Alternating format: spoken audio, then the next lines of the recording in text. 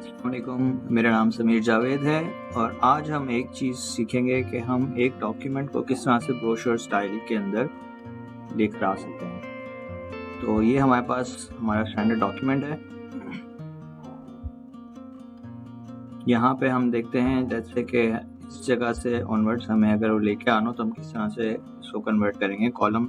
Column style में हमारे पास एक पेज के अंदर किस तरह से डॉक्यूमेंट फॉर्मेट हो सकता है। तो सबसे पहले हम लोग जाएंगे लेआउट के अंदर। लेआउट में कॉलम्स का एक ऑप्शन दिख रहा होगा, इसमें आके आप सेलेक्ट कर लें मोर कॉलम्स और इस पे अगर हम बता दें कि हमारे पास कितने नंबर ऑफ कॉलम्स हमें चाहिए इस पेज पे, जैसे मैंने इसको 2 कर दिया, इसने विड्थ बता दी कि एक कॉलम की विड्थ कितनी होगी। यहाँ पे आप देख सकते हैं कि ESC के लिहाज से अगर आप इसको चेंज करेंगे तो ये इसको दिखा रहा होगा। मैक्सिमम आप इसको इतने तक ले जा सकते हैं। सेकेंडली इसमें एक स्पेसिंग का ऑप्शन है, ये बताता है कि आपके जो कॉलम्स हैं उनके दरमियान कितनी स्पेस होनी चाहिए। इसको हम 0.5 पे कर देते हैं और अगर आप चाहते हैं कि इसके बीच में कोई लाइन आ रही हो तो आप इस चेकबॉक्स को क्लिक कर दीजिएगा, तो आपको दिखेगा कि बीच में डॉक्यूमेंट के इसमें लाइन आ जाएगी 2 कॉलम्स के।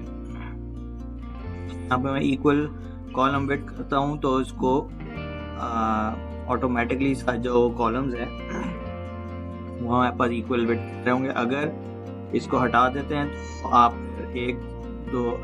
हर कॉलम को अलग अलग विड्थ के लिहाज से सेट कर सकते हैं।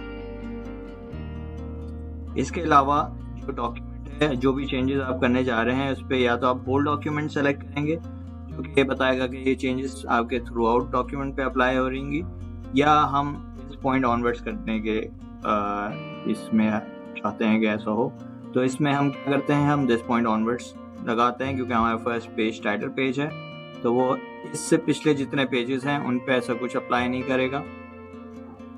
यहाँ पे एक चेक बॉक्स होता है स्टार्ट न्यू कॉलम, इसको अगर आप चेक कर देंगे इसका मतलब ये है कि जब भी कॉलम स्टार्ट करेगा तो उसके शुरू में वो कॉलम ब्रेक लगा देगा, यानी कि उसको वो नेक्स्ट पेज पे ले जाएगा। अभी हम इसको रहने देते हैं तो हमारे पास आप देखिएगा कि हमारा जो कंटेंट है वो कॉलम्स के अंदर स्प्लिट हो जाएगा।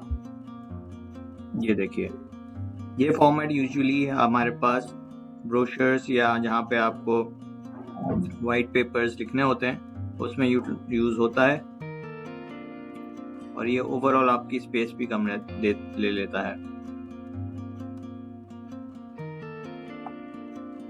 तो ये था दोस्तों आज का छोटा सा सेशन जिसमें हमने सीखा कि किस तरह से आप अपने कंटेंट को कॉलम्स के अंदर स्प्लिट कर सकते हैं ऑन द सेम पेज।